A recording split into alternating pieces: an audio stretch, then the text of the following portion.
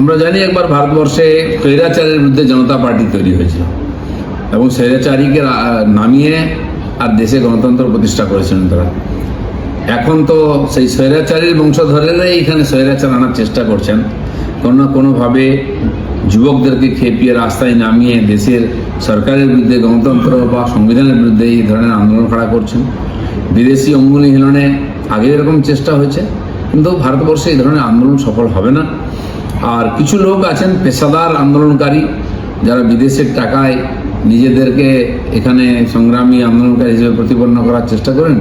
বারবার সেই মুখগুলো আমরা দেখি, তারা স্টেটমেন্ট দেন, তারা ভাষণ দেন, আর কোনো না কোনো একটা সম্প্রদায়কে, একটা সমাজকে, ইনোসেন্ট সোসাইটিকে সামনে নিয়ে এসে নিজেদের রুটি শেখার চেষ্টা করেন।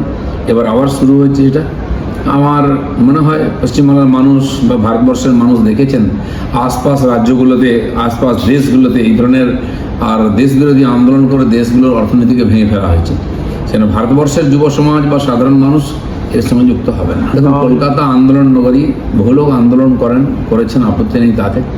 কিন্তু দিল্লিতে যে ধরনের শেষ পর্যন্ত শুরু হয়েছিল, পুলিশকে আক্রমণ করা, দেশের প্রধানমন্ত্রী রাষ্ট্রপতিকে গালাগালি দেওয়া, আমার তো মনে হয় না এগুলো এখানে হওয়া উচিত। যদি পুলিশ সমস্ত বিচার করে দেখবে, যদি সত্যি সত্যি কারা আছে এর পিছনে, সে শক্তি বিচার করে তারপর অনুমতি দেওয়া উচিত।